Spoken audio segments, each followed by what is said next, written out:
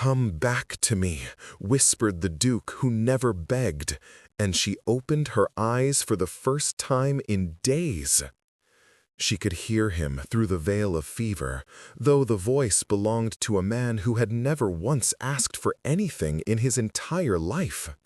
His hand trembled against her cheek. She felt the tremor even through the fog of dying. And when he spoke those 4 words, broken and raw as a wound, her eyelids fluttered open to find the Duke of Ashbourne weeping over her sickbed. The same man who had coldly dismissed her from his household 3 months prior. The same man whose pride had been legend across 5 counties. And now he knelt beside her in a rented room above a Bristol tavern, his perfect composure shattered, begging a governess to live.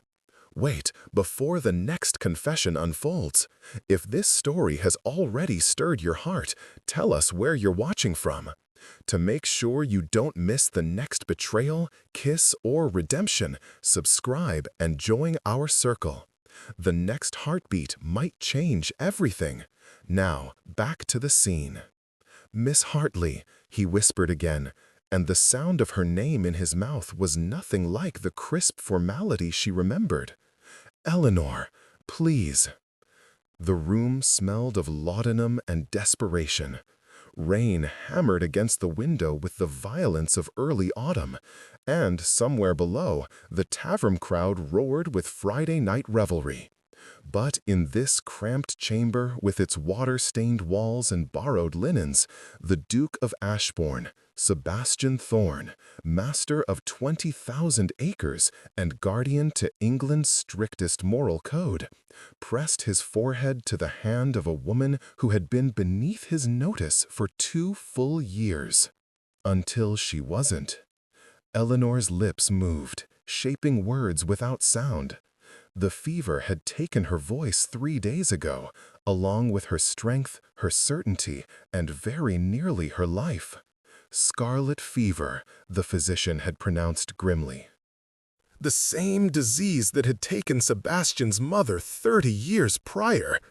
The same crimson rash now blooming across Eleanor's throat like a mockery of passion. "Don't," Sebastian's voice cracked. "Just stay.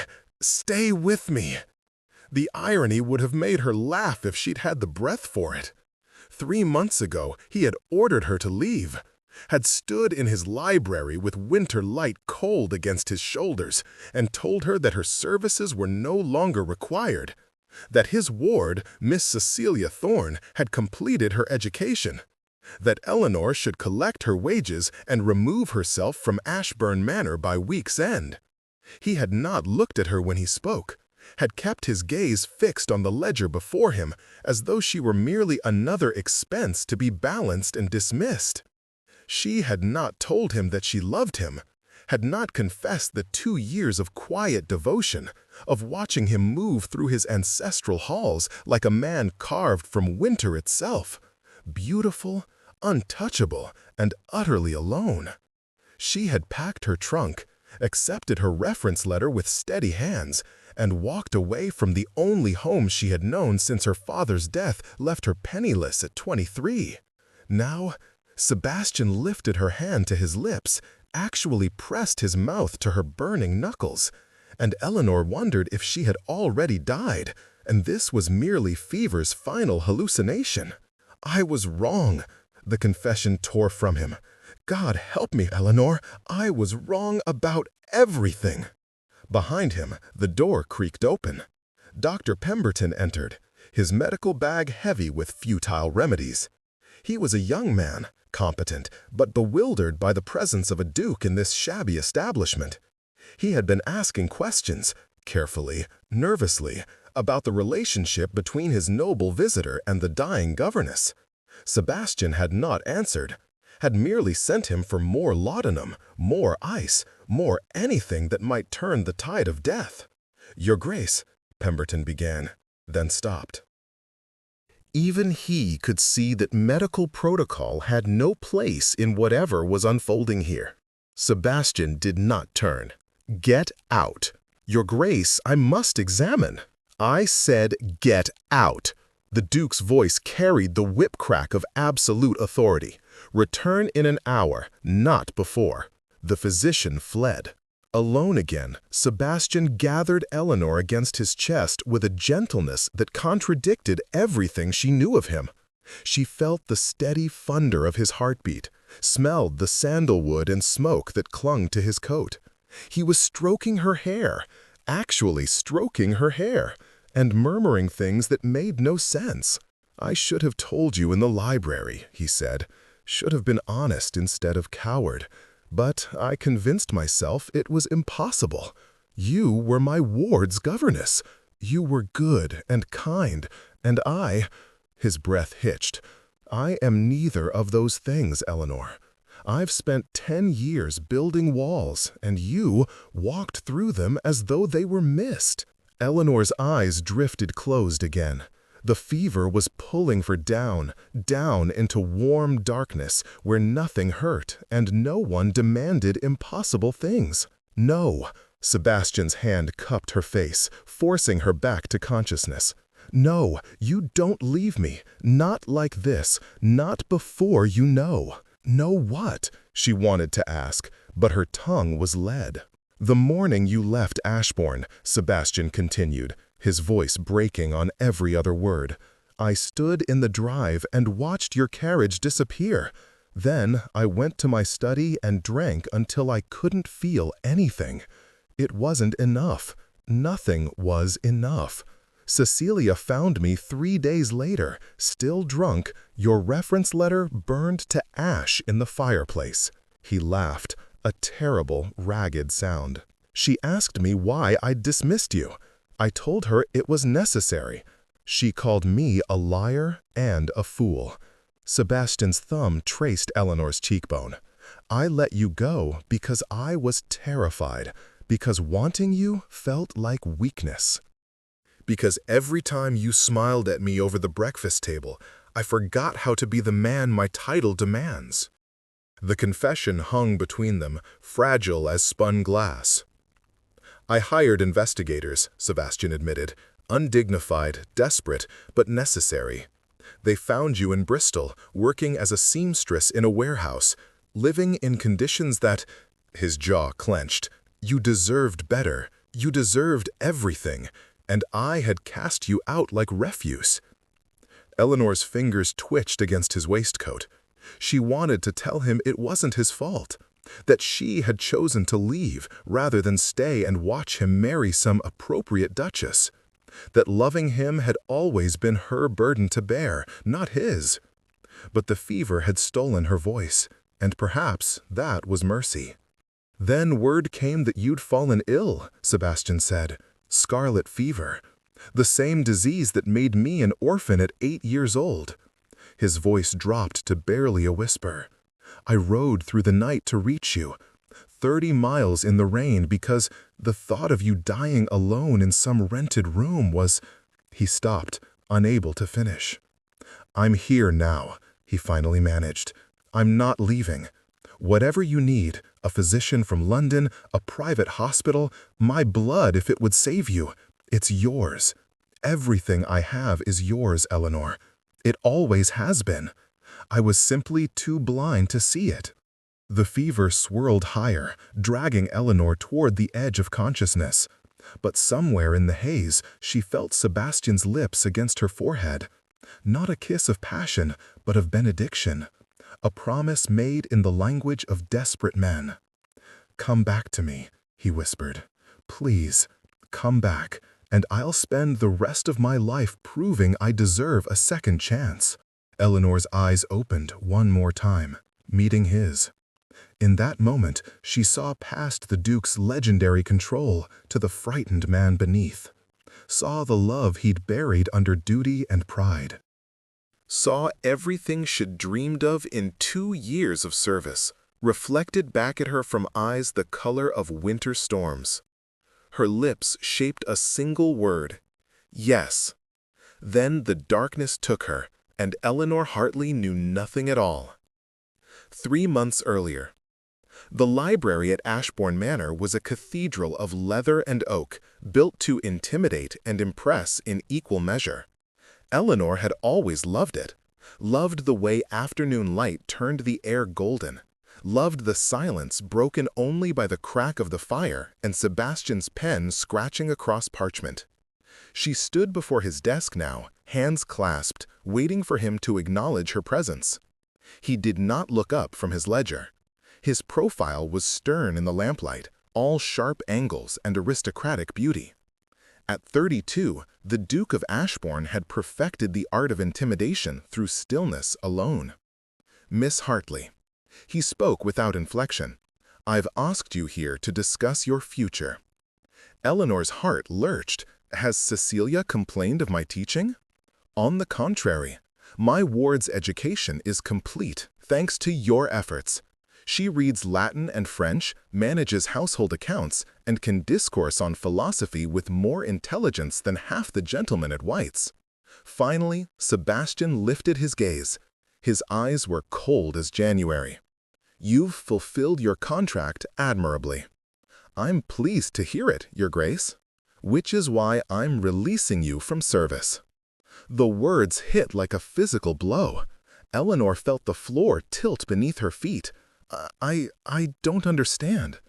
"Cecilia is nearly 18. She'll have her debut this spring. A governess is no longer appropriate."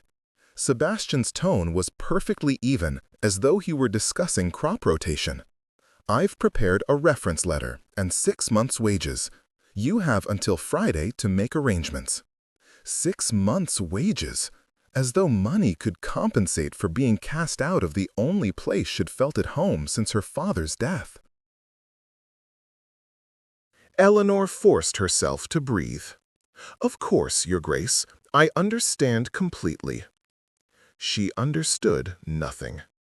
For 2 years she had lived at Ashbourne Manor, teaching Cecilia and trying desperately not to notice how Sebastian's presence filled every room he entered. She had attended dinners where he discussed politics with visiting lords, had watched him ride across his estate with the morning sun blazing behind him, had stolen glimpses of him in the library late at night when he thought everyone was asleep. And sometimes, God help her, she had imagined he looked back.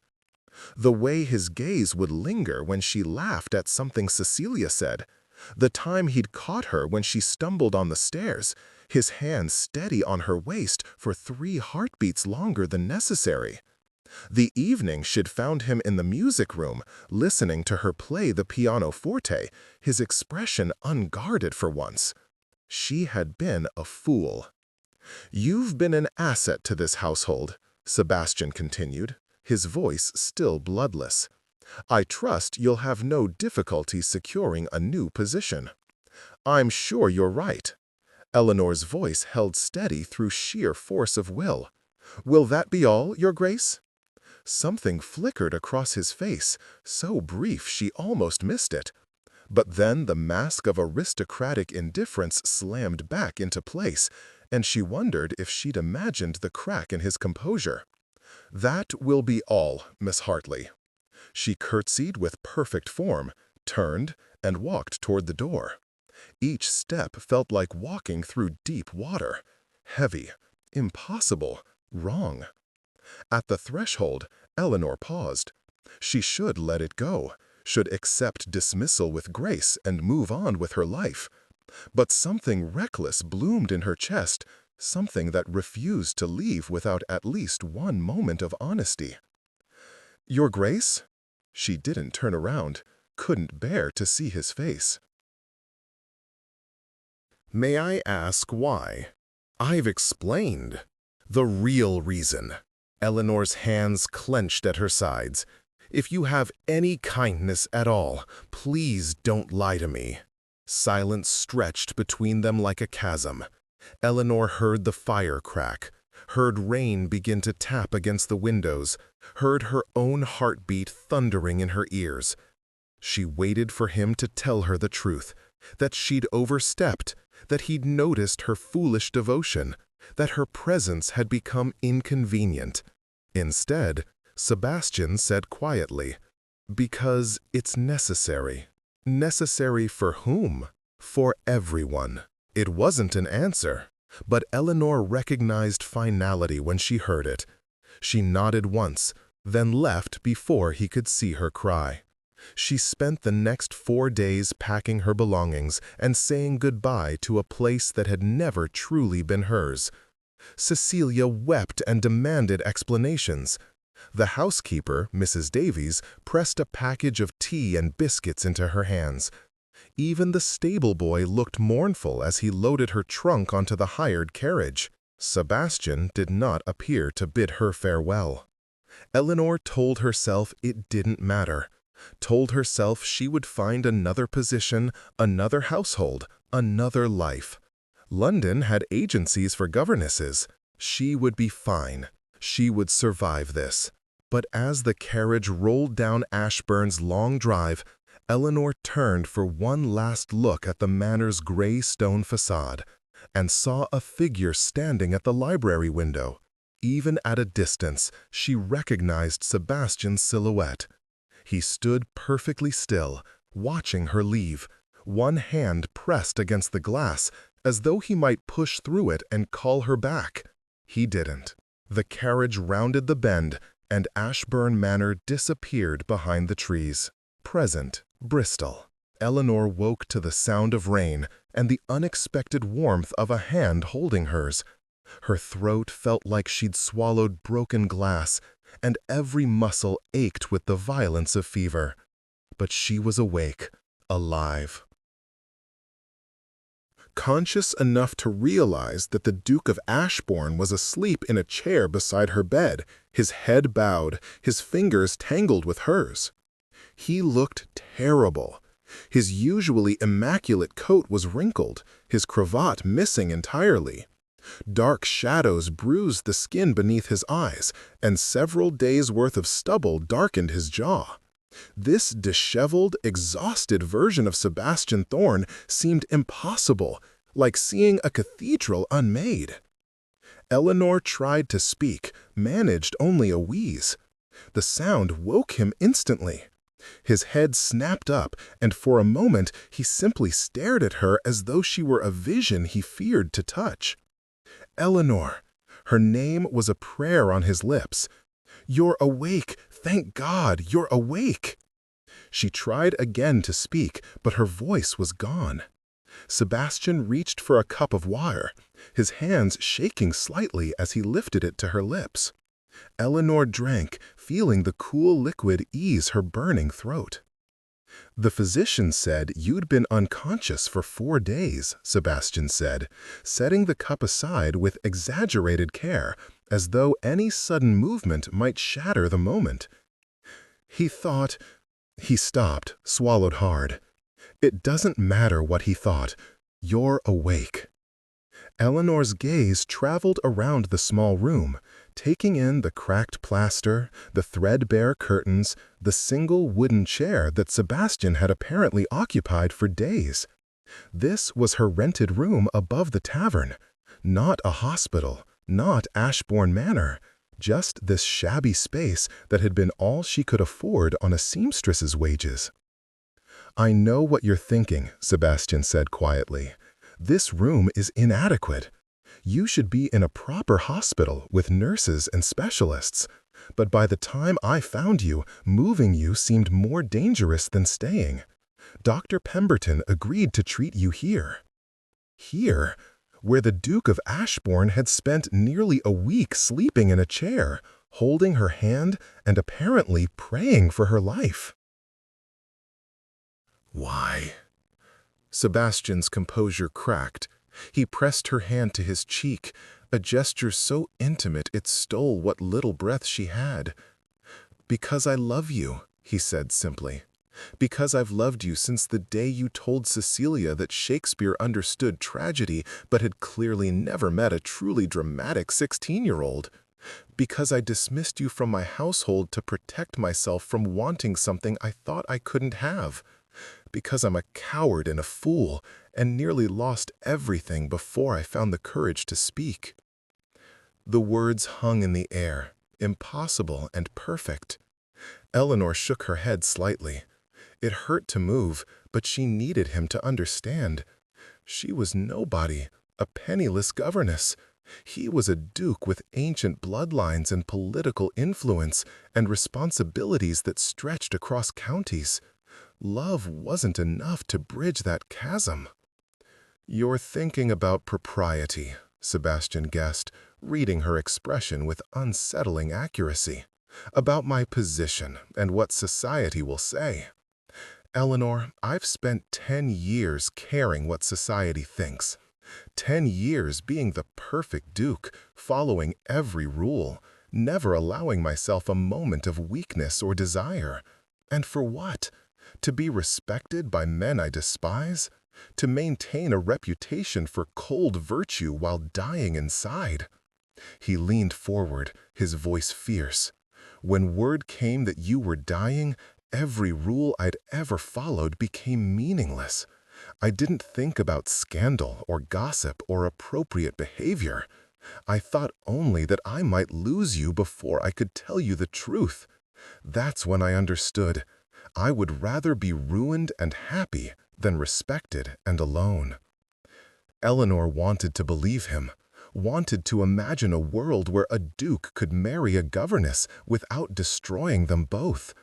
But fairy tales ended in books, not in rented rooms above Bristol taverns.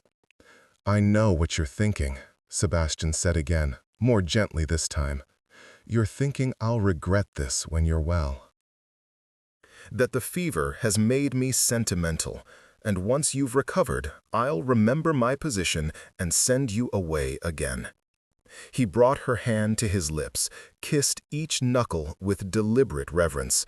"But I won't. I can't.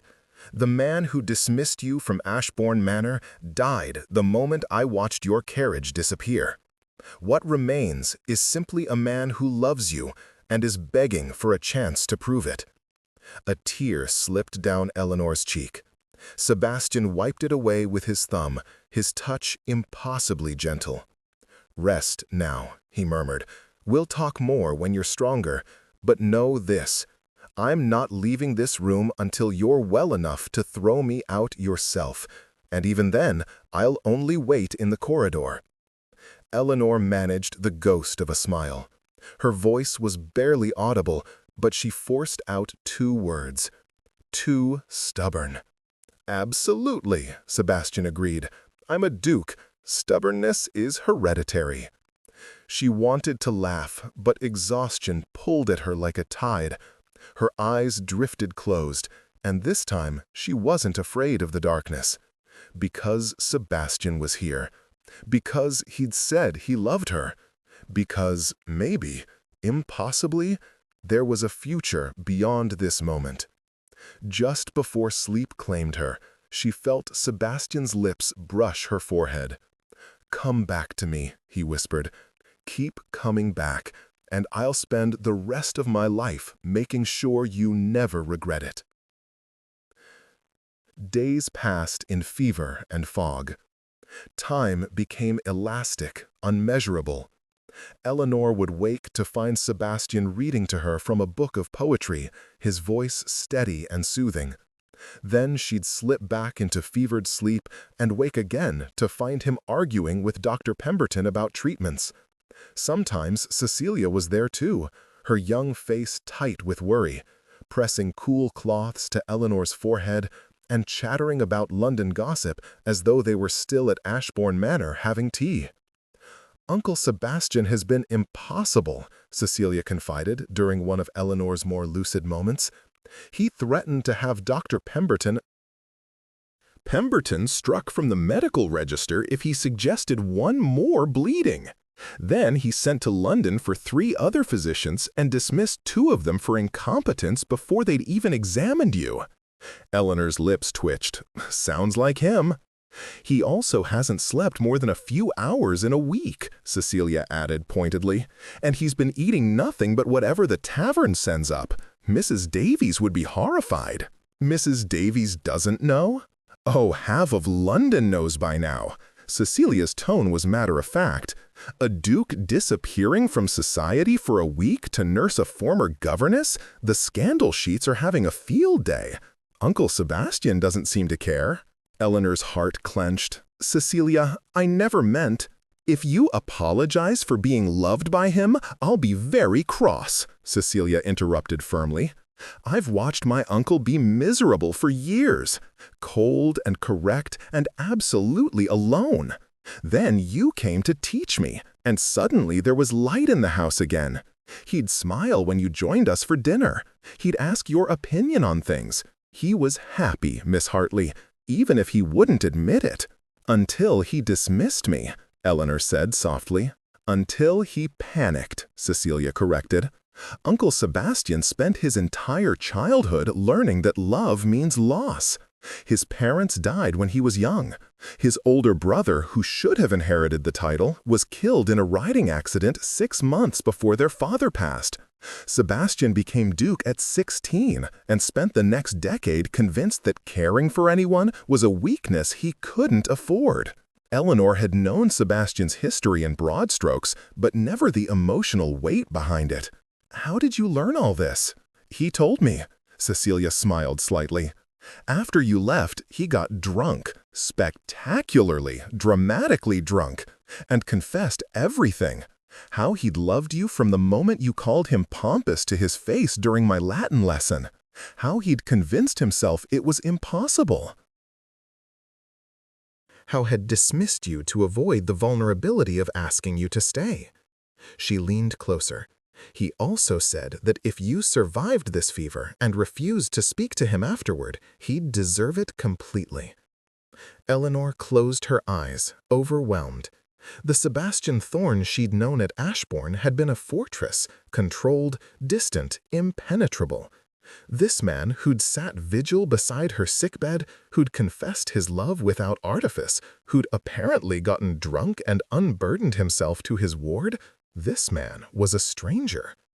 Or perhaps he was simply honest for the first time. He's in the corridor now, Cecilia continued. I insisted he rest, but of course he refused to go farther than the hallway. He's probably pacing and making the other tenants nervous. He should go home, Eleanor said. He's a duke. He has responsibilities. His steward is handling the estate. Parliament isn't in session. And as for responsibilities, Cecilia's expression turned fierce. You are his responsibility now. Whether you accept his proposal or not, he's not leaving until you're well. I suggest you become accustomed to it. I didn't realize he'd proposed. He will, Cecilia said confidently, the moment you're strong enough to say yes. Though knowing my uncle, he'll make a disaster of it. Too much pride and not enough practice at being vulnerable.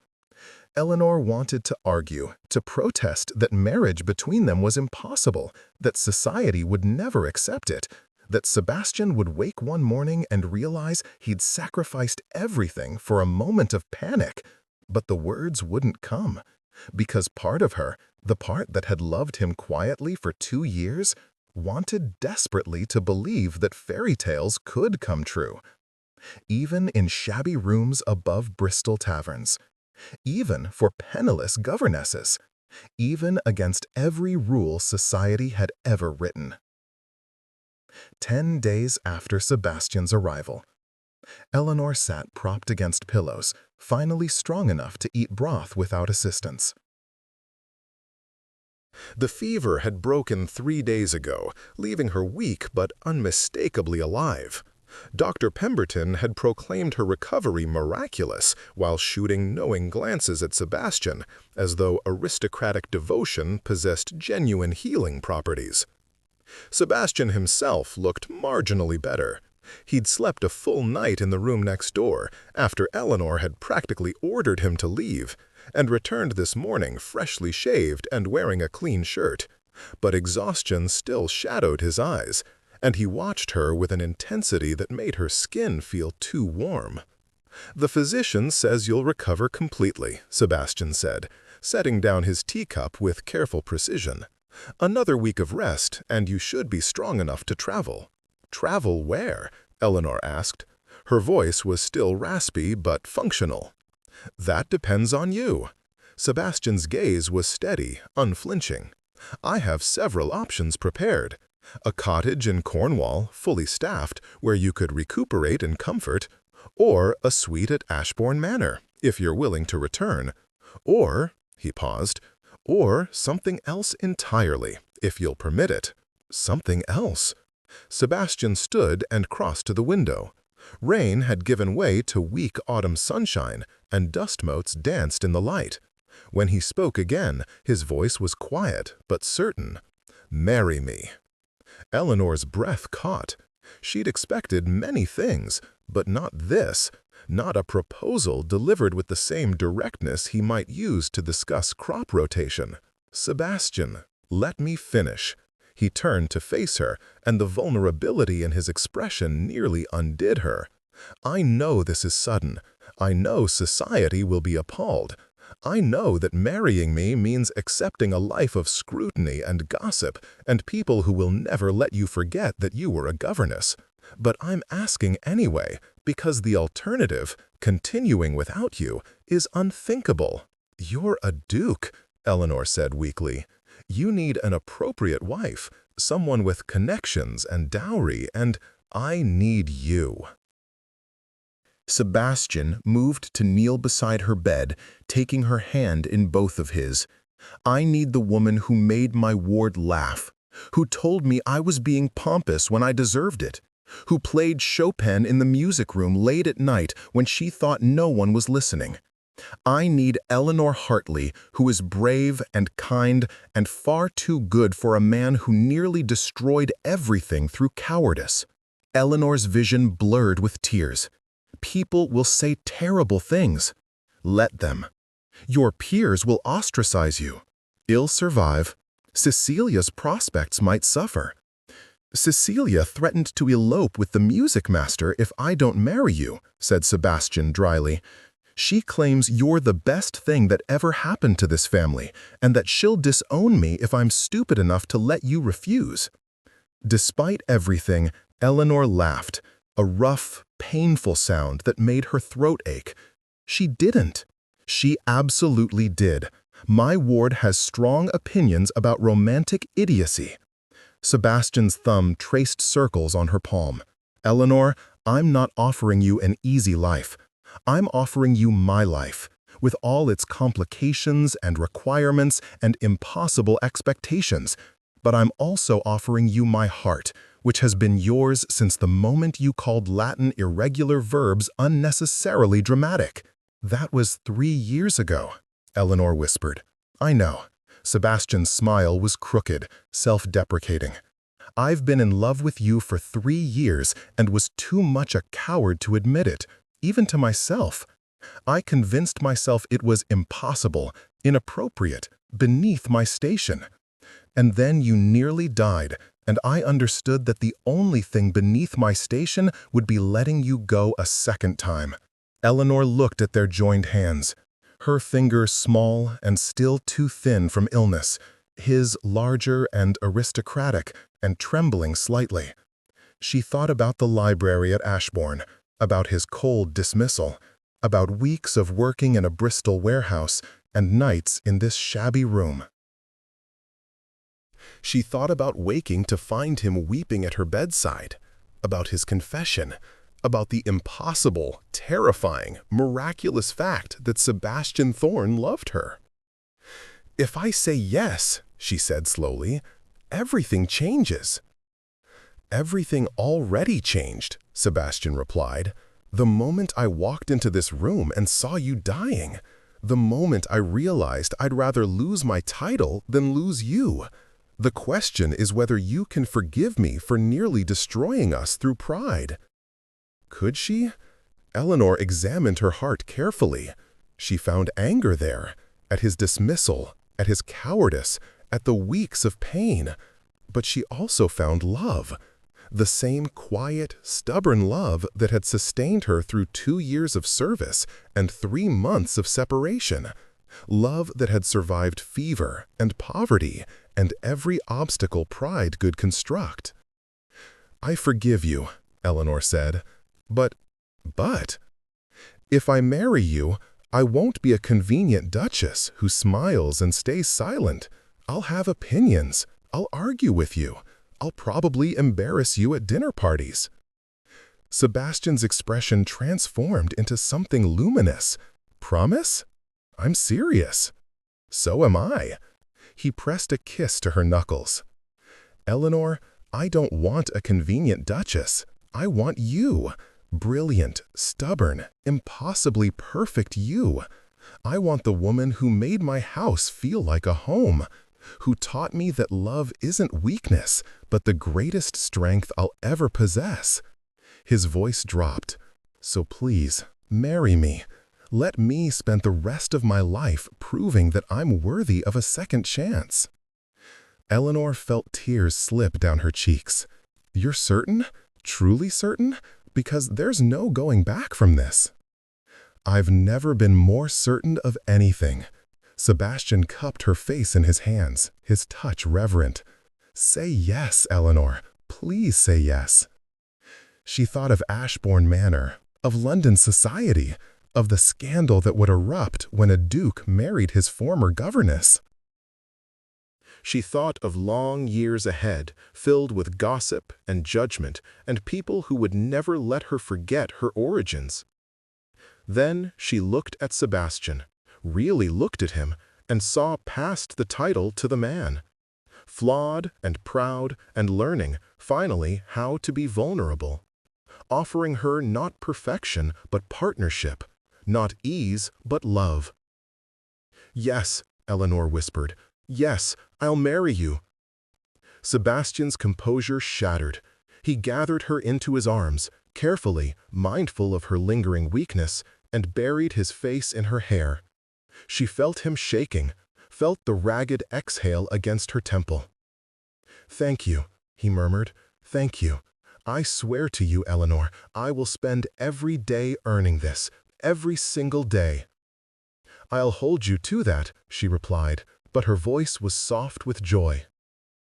They stayed that way for a long moment, the Duke and the governess, the fortress and the woman who'd unmade him, wrapped in each other and something that felt terrifyingly like hope. Outside, Bristol continued its noisy existence, but in this small room, the world narrowed to just the two of them and the fragile, miraculous promise of second chances.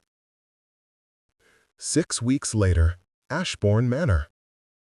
The scandal had been even worse than Eleanor anticipated. The Times had run a particularly vicious editorial about aristocratic degradation. 3 prominent families had declined invitations to Ashbourne. An anonymous pamphlet circulated suggesting that the Duke had been seduced by an opportunistic fortune hunter.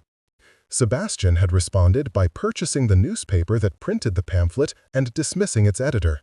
Then he'd announced his engagement at a dinner party attended by half of London's elite, daring anyone to object to his face. No one had, at least not directly. Now Eleanor stood in Ashbourne's library, the same room where Sebastian had dismissed her months ago, wearing a gown of pale blue silk that Cecilia had insisted upon.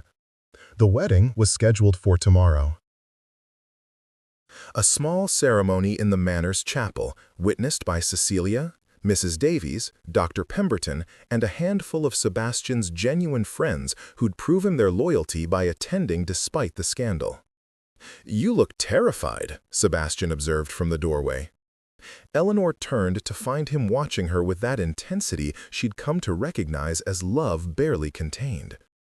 "I'm wondering if I've lost my mind," she admitted. "Tomorrow I'll become a duchess. Me, a woman who was mending shirts in a warehouse 6 weeks ago." Sebastian crossed the room with his characteristic grace. "Tomorrow you'll become my wife," he corrected. "The duchess part is merely an inconvenient title that comes with it." "An inconvenient title that comes with inconvenient expectations." "Which you'll handle brilliantly." Sebastian drew her into his arms, and Eleanor allowed herself to relax against his chest. This had become familiar now. His warmth, his steady heartbeat, the sandalwood scent of his cologne. "You survived scarlet fever and my cowardice. London society is nothing by comparison. You have tremendous faith in me." "I do." He pressed a kiss to her temple. "Because I've watched you for 3 years, Eleanor. I've seen you calm Cecilia's storms and manage a household with quiet competence. I've seen you read philosophy for pleasure and play Chopin until you forgot anyone was listening. You are more than equal to this." Eleanor wanted to believe him. The past 6 weeks had been a whirlwind of recovery, scandal, and preparation. Sebastian had been patient and steady throughout, fielding gossip with aristocratic disdain, helping her navigate the terrifying waters of upper-class expectations, never once suggesting that he regretted his choice. But Eleanor had seen the cut direct a baroness gave her at the Modestus, had heard the whispered speculation about whether she'd trapped Sebastian into marriage, had felt the weight of judgment from people who would never accept that a governess could be worthy of a duke's love. "What if I fail?" she whispered. "What if I embarrass you?" Sebastian pulled back just enough to meet her eyes. "Eleanor, listen to me very carefully. The only way you could possibly embarrass me is by not being yourself. I didn't fall in love with a woman who could navigate society perfectly. I fell in love with you, honest, brilliant, beautifully imperfect you." His hands framed her face. "If you make mistakes, well, face them together. If people gossip, let them.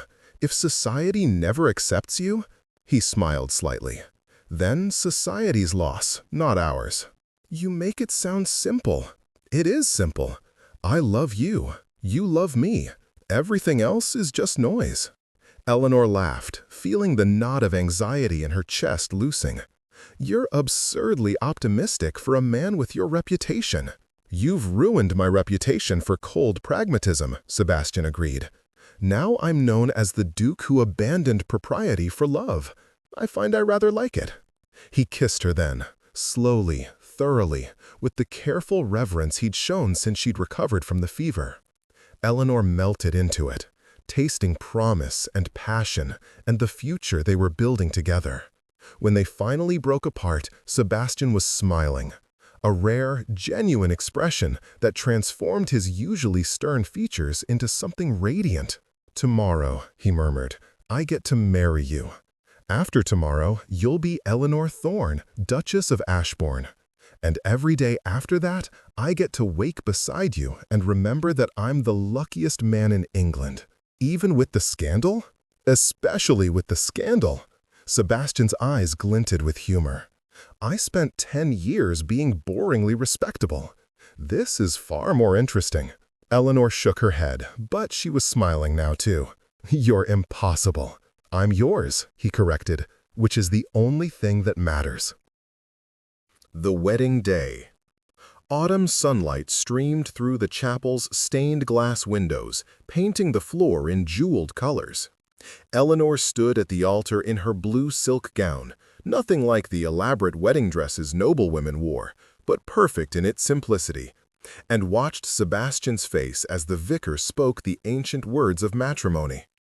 He looked at her as though she'd hung the stars, as though she were precious beyond measure, as though loving her was the easiest thing he'd ever done.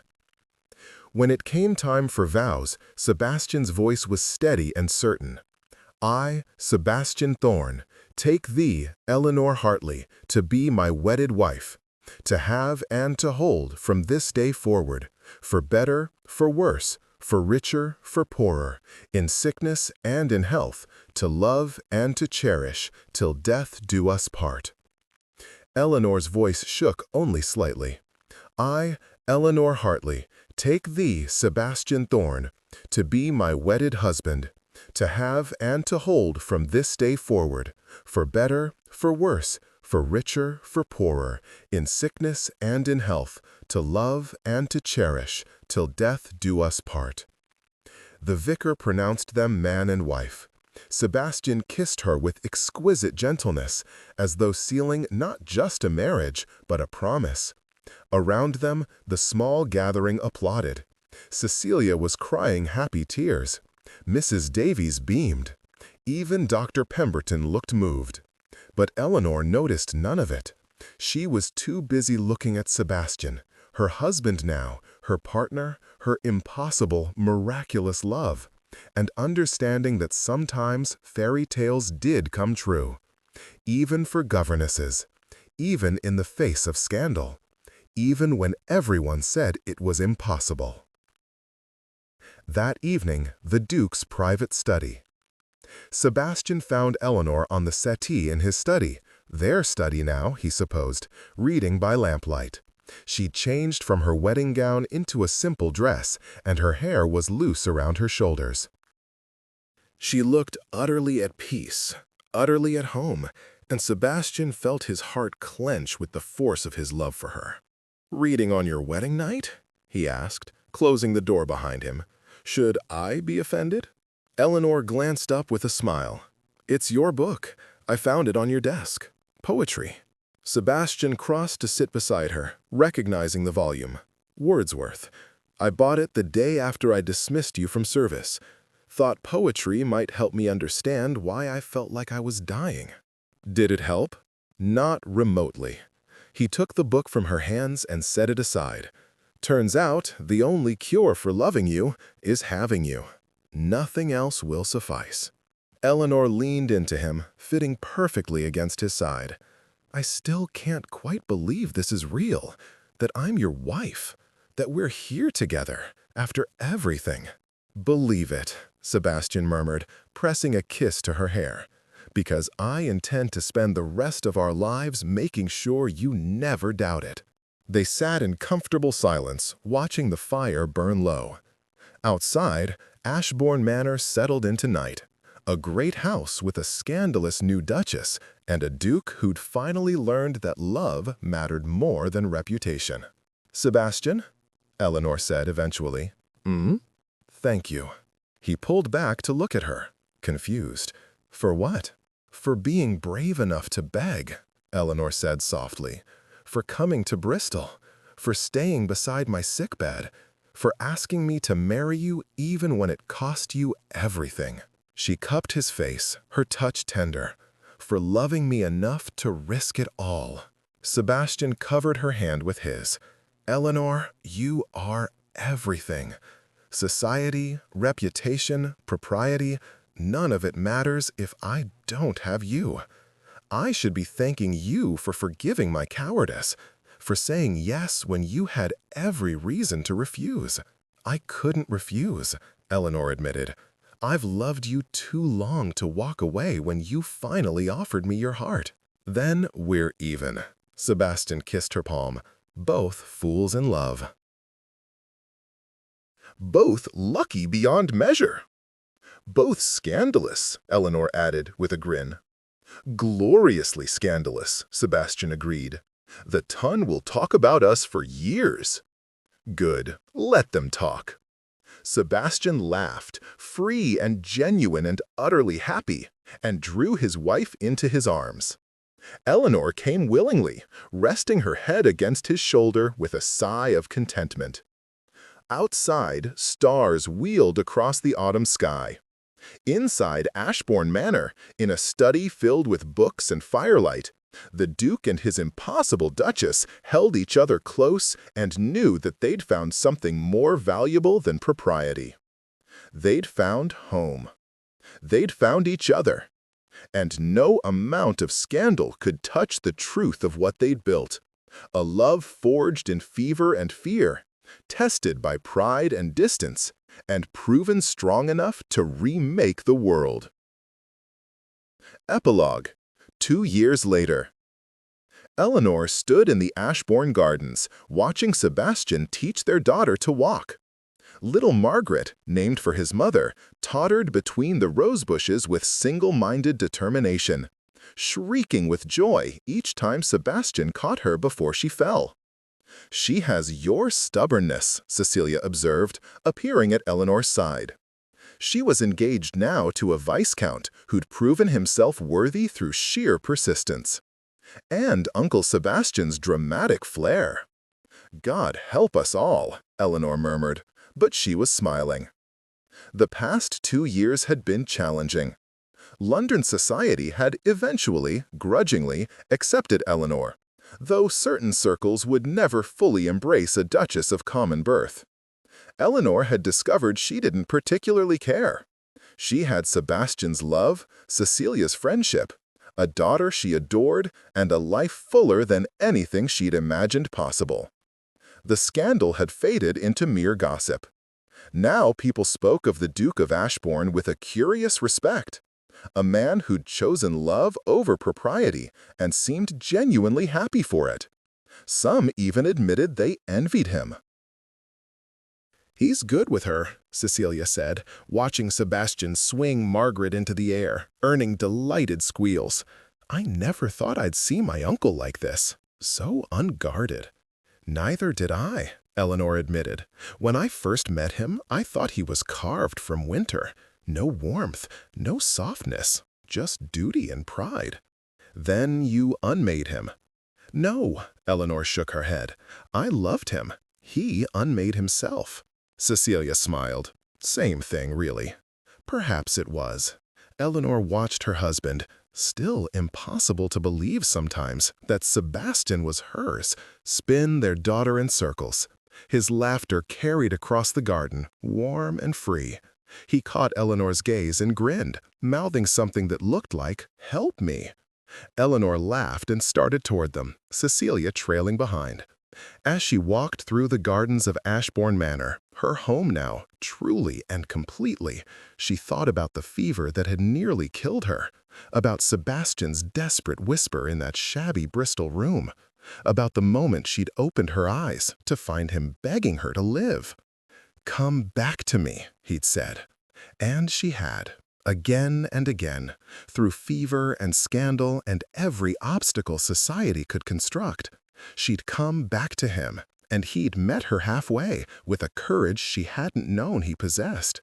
Now they had this, autumn sunshine, a laughing child, a love that had survived the impossible. It wasn't the fairy tale Eleanor had once imagined. It was better, messier and more complicated, and infinitely more real. Sebastian caught her hand as she reached him, pulling her close for a quick kiss while Margaret protested the interruption. "Rescue me," he murmured against her lips. "Your daughter has boundless energy, and I'm not as young as I once was." "You're 34, Eleanor replied dryly. "Ancient," Sebastian insisted, but his eyes were laughing. Eleanor took Margaret from his arms, settling their daughter on her hip. The little girl immediately began babbling about flowers and Papa and a butterfly shed apparently befriended. Sebastian wrapped an arm around Eleanor's waist, drawing both his wife and daughter close. "Happy?" he asked softly. Eleanor leaned into him, feeling the familiar warmth of his presence. Impossibly happy. Good. Sebastian pressed a kiss to her temple, the same spot he'd kissed the day she'd woken from fever, the day she'd agreed to marry him, 1,000 quiet moments since. "Because you deserve impossible happiness. You deserve everything." "I have everything," Eleanor corrected. "I have you." And there, in the gardens of Ashbourne Manor, with their daughter squirming between them and the future stretching bright ahead, Sebastian and Eleanor stood together, the Duke who'd learned to beg and the governess who'd taught him how. Two people who'd found each other against every odd. Two souls who discovered that sometimes the most impossible love stories are the ones worth fighting for. Two hearts that would beat in tandem for all the years to come, sustained by the memory of a desperate whisper in a shabby room. "Come back to me." And the answer, given then and every day after, "I will, always." Sebastian laughed, free and genuine and utterly happy, and drew his wife into his arms. Eleanor came willingly, resting her head against his shoulder with a sigh of contentment. Outside, stars wheeled across the autumn sky. Inside Ashbourne Manor, in a study filled with books and firelight, the Duke and his impossible Duchess held each other close, and knew that they'd found something more valuable than propriety. They'd found home. They'd found each other. And no amount of scandal could touch the truth of what they'd built. A love forged in fever and fear, tested by pride and distance, and proven strong enough to remake the world. Epilogue. 2 years later. Eleanor stood in the Ashbourne Gardens, watching Sebastian teach their daughter to walk. Little Margaret, named for his mother, tottered between the rose bushes with single-minded determination, shrieking with joy each time Sebastian caught her before she fell. "She has your stubbornness," Cecilia observed, appearing at Eleanor's side. She was engaged now to a viscount who'd proven himself worthy through sheer persistence, and Uncle Sebastian's dramatic flair. "God help us all," Eleanor murmured, but she was smiling. The past 2 years had been challenging. London society had, eventually, grudgingly, accepted Eleanor, though certain circles would never fully embrace a Duchess of common birth. Eleanor had discovered she didn't particularly care. She had Sebastian's love, Cecilia's friendship, a daughter she adored, and a life fuller than anything she'd imagined possible. The scandal had faded into mere gossip. Now people spoke of the Duke of Ashbourne with a curious respect, a man who'd chosen love over propriety and seemed genuinely happy for it. Some even admitted him. "He's good with her," Cecilia said, watching Sebastian swing Margaret into the air, earning delighted squeals. "I never thought I'd see my uncle like this, so unguarded." "Neither did I," Eleanor admitted. "When I first met him, I thought he was carved from winter. No warmth, no softness, just duty and pride. Then you unmade him." "No," Eleanor shook her head. "I loved him. He unmade himself." Cecilia smiled. "Same thing, really." Perhaps it was. Eleanor watched her husband, still impossible to believe sometimes, that Sebastian was hers, spin their daughter in circles. His laughter carried across the garden, warm and free.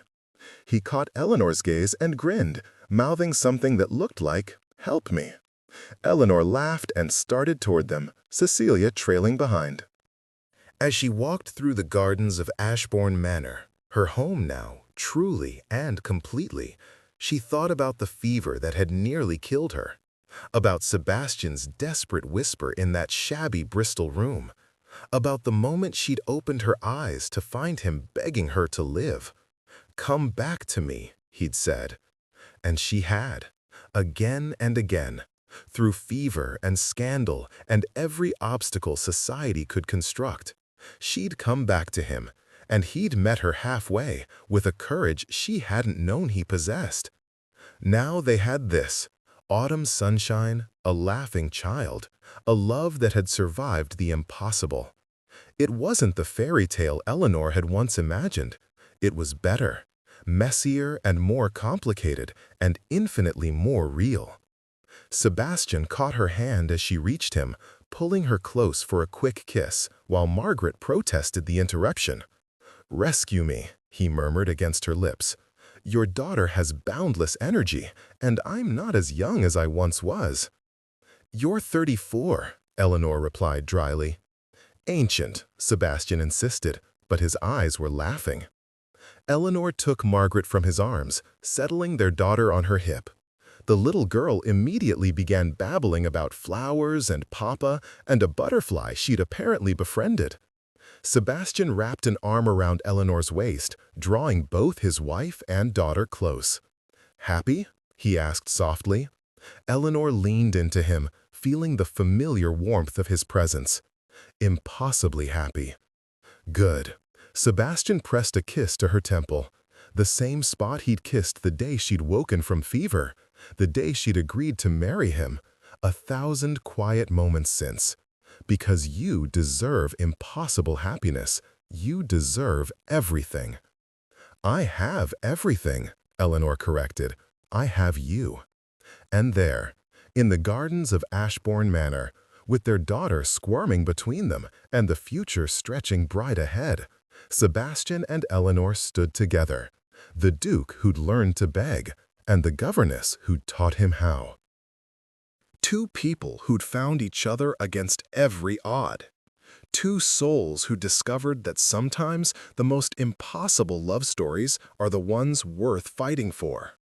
Two hearts that would beat in tandem for all the years to come, sustained by the memory of a desperate whisper in a shabby room. Come back to me. And the answer, given then and every day after, I will, always.